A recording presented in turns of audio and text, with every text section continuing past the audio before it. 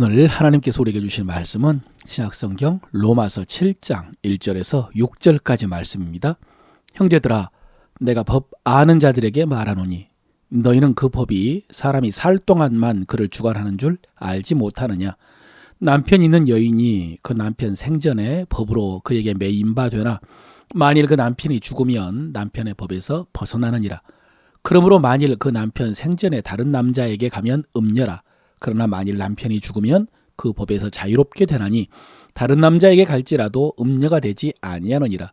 그러므로 내 형제들아, 너희도 그리스도의 몸으로 말미암아 율법에 대하여 죽임을 당하였으니 이는 다른 이 곧 죽은 자 가운데서 살아나신 이에게 가서 우리가 하나님을 위하여 열매를 맺게 하려 함이라. 우리가 육신에 있을 때에는 율법으로 말미암아 죄의 정욕이 우리 지체 중에 역사하여 우리로 사망을 위하여 열매를 맺게 하였더니 이제는 우리가 얽매였던 것에 대하여 죽었으므로 율법에서 벗어났으니 이러므로 우리가 영의 새로운 것으로 섬길 것이요 율법 조문에 묵은 것으로 아니할지니라. 아멘. 오늘도 성령님께서 진리의 말씀을 깨닫게 하시고 그 안에서 행함으로 하나님의 역사를 이루는 여러분 되시기를 바랍니다. 우리가 성경을 읽다 보면은 오늘날 우리의 정서나 문화에 맞지 않아서 이해하기가 어려운 부분이 있습니다. 오늘 본문도 그 중에 하나인 것 같습니다. 오늘 바울은 구원받은 우리가 이제 무엇을 따라 살아야 하는가, 우리는 어떻게 살아야 하는가 하는 것을 설명하면서 결혼한 여인의 예를 들었는데요. 결과적으로 우리에게는 이 예화가 더 어려운 측면이 있습니다. 너무 문자나 내용에 집중하지 않고 오늘 예화의 의미를 살펴보면 이렇습니다. 여러분, 당시 로마 시대에는 전쟁이 많았습니다. 그래서 남자들이 전쟁에 출전을 하면은 몇 달, 몇 년 동안 남편이 죽었는지 살았는지 모릅니다. 이런 중에 남편을 기다리던 여인이 다른 남자를 만나서 결혼을 했는데 만약에 남편이 살아 돌아오면 이 여인은 음행을 행한 것입니다. 그러나 남편의 전사 통보를 받고 다른 남자와 결혼을 했다면 아무런 문제가 없습니다. 똑같은 행위지만은 남편이 죽었느냐 살았느냐에 따라서 결과는 전혀 다릅니다. 원 남편이 죽었다면 이제는 이 여인은 다른 남자와 결혼해서 사는데 법적으로나 도덕적으로 아무런 문제가 없습니다. 우리 정서와는 좀 다른 예화라서 어렵지만은 지금 바울이 말하고자 하는 것은 우리도 율법에 대해서 죽었기 때문에 이제 율법을 따라 살지 않고 성령을 따라 살아야 한다, 그런 말씀입니다. 사실 바울은 6장에서 이미 이것을 말했습니다. 우리가 세례를 받을 때 그때 우리는 그리스도와 함께 십자가에 못 박혀 죽었습니다.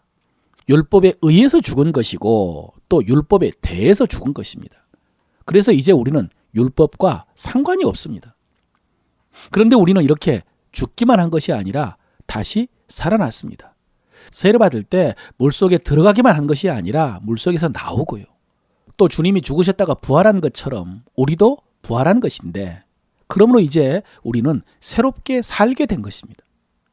여러분, 새로운 생명, 새로운 삶은 마치 우리가 새로운 남편을 따라 사는 여인과 같다는 것입니다. 그 남편이 누굴까요?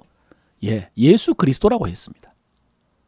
오래전에 제가 기독교 TV를 시청하다가 어떤 찬양 사역자가 들려준 예화가 너무 적절해서 성도들에게 자주 들려준 이야기가 있습니다. 오늘 본문 말씀과 똑같습니다. 어떤 여인이 남자를 만나서 결혼을 했는데 알고 보니 완고한 결벽주의자였습니다. 이 남편은 아침에 출근하면서 아내에게 오늘 해야 될 일을 종이에다 적어주고 그리고 저녁에 돌아와서는 하나하나 확인을 하고는 잘못되어 있으면 폭력을 행사하는 남편이었습니다.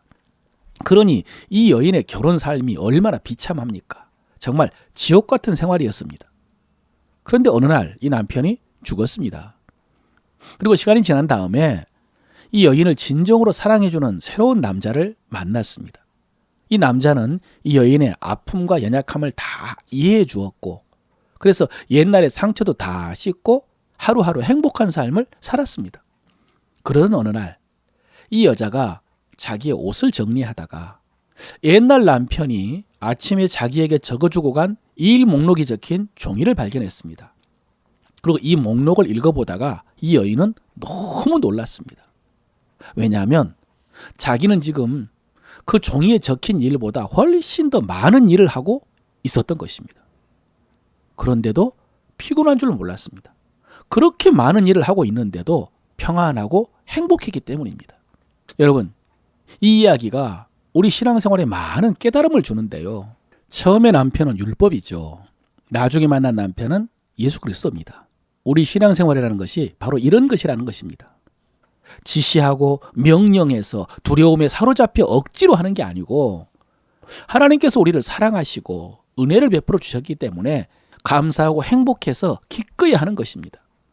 우리의 신앙생활은 이런 것이고요. 우리는 신앙생활을 이렇게 해야 합니다. 두려움이 아니라 사랑으로, 억지로 하는 것이 아니라 기꺼이, 구원받기 위해서 하는 것이 아니라 구원받았으므로, 율법이 아니라 성령을 따라서. 여러분, 우리가 이렇게 신앙생활을 하기 위해서는 먼저 복음을 알아야 됩니다. 복음을 누릴 줄 알아야 됩니다. 하나님의 은혜를 누려야 됩니다. 사랑하는 성도 여러분, 하나님께서 예수 그리스도를 통해서 우리에게 보여주신 그 사랑을 아시기를 바랍니다. 그것을 체험하시기 바랍니다. 여러분의 신앙생활이 그것에 기초한 신앙생활이 되시기를 바랍니다. 그러나 또 한 가지, 그러므로 우리는 이제 열매를 맺어야 됩니다. 열매를 맺게 되어 있고요. 열매를 맺어야 합니다. 이 은혜와 사랑을 알면 자연스럽게 열매를 맺어야 하지만 또 그렇다고 자동적으로 그렇게 되는 것은 아닙니다. 거기에는 우리의 의지적인 결심과 노력이 필요합니다. 오늘 바울이 본문을 통해서 촉구하고 있는 것도 바로 이것입니다. 사랑하는 성도 여러분, 여러분의 믿음에 하나님을 사랑하는 열매가 가득하시기를 바랍니다. 말로만 하지 마시고요.